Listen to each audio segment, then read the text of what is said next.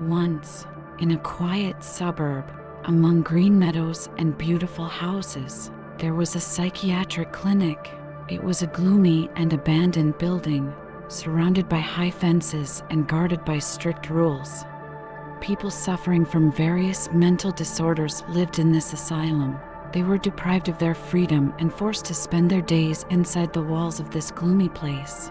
But there was one patient among them, about whom the most terrible rumors were circulating. This patient, named James, was known for his cruelty and insanity. He was confined in the most remote and sealed part of the asylum to prevent his contact with other patients.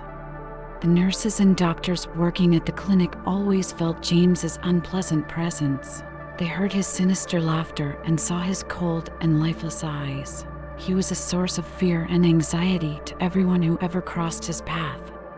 One day, on a dark and cloudy morning, something terrible happened. All the clinic staff were found dead, and James disappeared. The abandoned building has become a place of horror and chaos. As news of the death of the employees spread, the residents of the suburb began to fear for their safety. They locked the doors and windows, but it didn't help. James was free and preparing for his bloody revenge. He broke into houses, attacked people, and left traces of horror behind him. His victims were found with mutilated bodies and smiles carved on their faces. He was a ruthless and insane killer who enjoyed his atrocities. The police and local authorities were powerless in the face of this madness. They tried to find James, but he was too cunning and avoided their traps. He continued his bloody hunt, leaving behind only fear and destruction. Finally, one brave detective decided to take matters into his own hands. He spent long nights researching James's past and his mental state. He realized that James had been the victim of abuse as a child, which led to his madness and thirst for revenge. The detective found James's vulnerability and decided to use it against him. He devised a clever plan to lure James into a trap.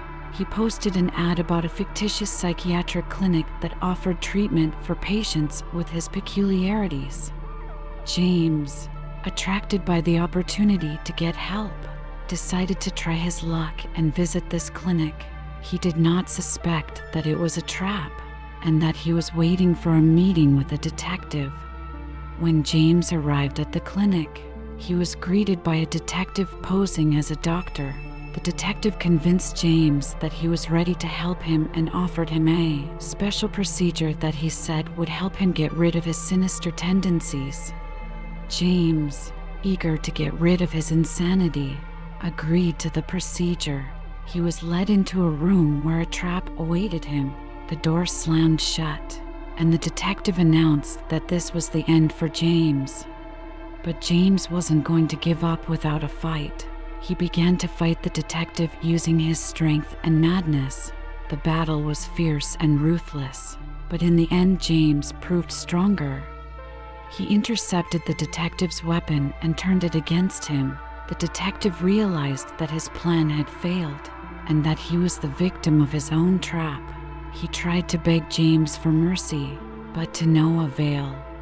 James, having finally defeated his pursuer, left the clinic and disappeared into the night. He left behind traces of destruction and death, but his madness and cruelty no longer threatened the peaceful inhabitants of the suburb. However, the story of James remained in people's memory. He became a legend, a symbol of evil and madness.